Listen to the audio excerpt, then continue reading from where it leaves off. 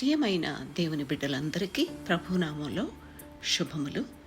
యోహాను సువార్త 10వ అధ్యాయము 18వ వచనము. ఎవడును నా ప్రాణము తీసుకొనడు, నా అంతట నేనే దాని పెట్టుచున్నాను.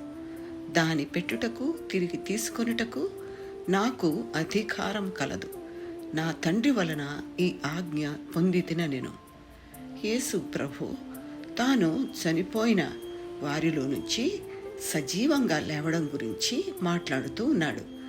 ఆయన అనుమతిస్తేనే తప్ప ఎవరు ఆయన ప్రాణం తీసుకోలేరు అని చెప్తున్నాడు.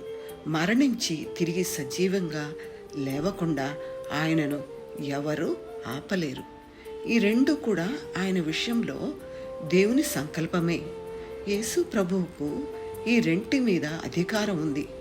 తండ్రి అయిన దేవుడు కుమారుని పంపాడని, తాను చేసేదాన్ని ఆయన కుమారునికి చూపిస్తాడని, కుమారునికి అధికారం ఇచ్చాడని, దేవత్వంలోని ముగ్గురు వ్యక్తులు తండ్రి, కుమారుడు, పరిశుద్ధాత్మ ఒకే స్వభావంలో సమానంగా పాల్గొన్నవారు అని మనం గ్రహించాలి.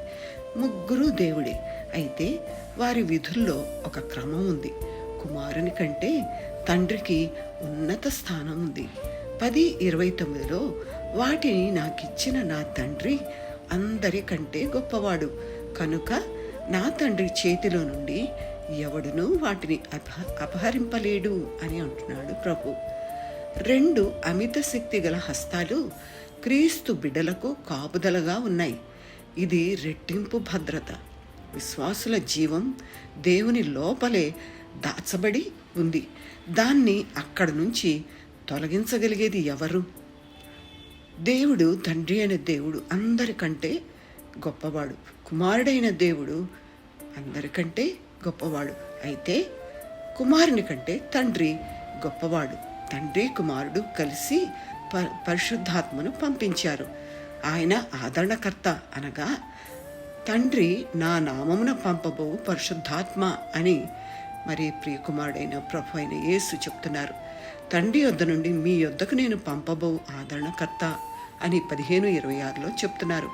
16:7లో నేను వెళ్ళని ఎడల ఆదరణకర్త మీ యొద్దకు రాడు, నేను వెళ్ళిన ఎడల ఆయనను మీ యొద్దకు పంపుదును అని చెప్తున్నాడు.